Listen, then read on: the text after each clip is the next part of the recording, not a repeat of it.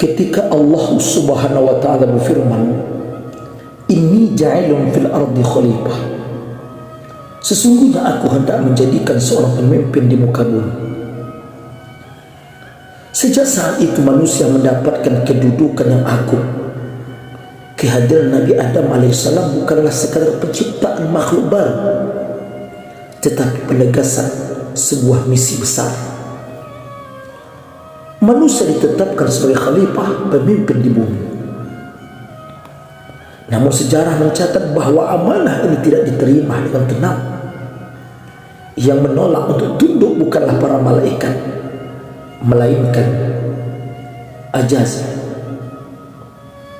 pemimpin para malaikat dari golongan jin yang kelak dikenal sebagai iblis. Ia merasa dirinya lebih mulia karena diciptakan dari api, sementara manusia hanya dari tanah. Kesombongan itu membuatnya enggan bersujud, dan sejak saat itu ia menjadi simbol keangkuhan yang menolak kebenaran. Dari kisah ini kita belajar kemuliaan bukan pada asal usul, melainkan pada ketaatan dan kerendahan hati. Allah Subhanahu wa ta'ala menjadikan manusia sebagai khalifah karena manusia memiliki akal, hati, dan kebebasan memilih. Dengan itu manusia mampu membedakan yang benar dan yang salah, serta diberi tanggung jawab untuk menjaga, memakmurkan, dan menegakkan keadilan di bumi. Inilah letak keistimewaan manusia, bukan karena tanah asalnya, tetapi karena kemampuannya memikul amanah. Sayangnya seringkali kita salah memahami hakikat hidup. Dunia kerap disebut hanya sebagai tempat singgah, sekadar ruang tunggu sebelum menuju akhirat. Benar, kehidupan ini fana dan sementara.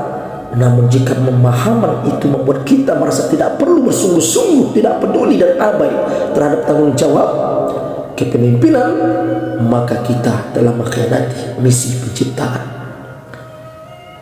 Menjadi khalifah berarti hadir untuk menegakkan kehormatan, melindungi yang lemah, dan menjaga amanah.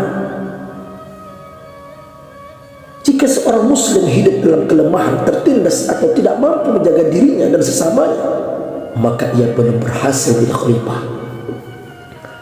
Jika negeri-negeri muslim hari ini berada dalam perpecahan, lemah di hadapan bangsa lain, atau tidak mampu membela saudaranya yang dizalimi, maka itu tanda bahwa kita gagal membuktikan peran kita sebagai pemimpin.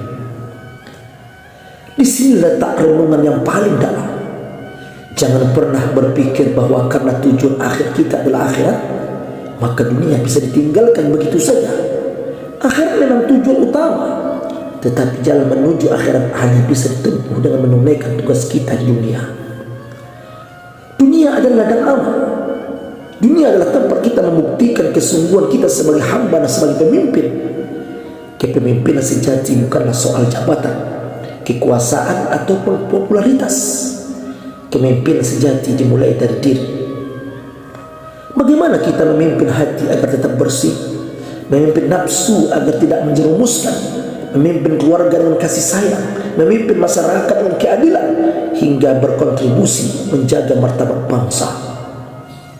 Setiap kita adalah khalifah dalam lingkupnya masing-masing, sekecil apapun itu.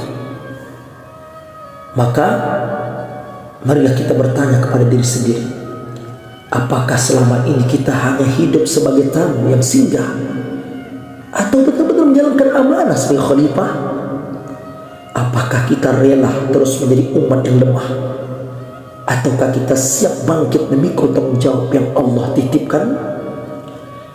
Manusia tidak diciptakan untuk sekadar ada. Kita hadir dengan misi.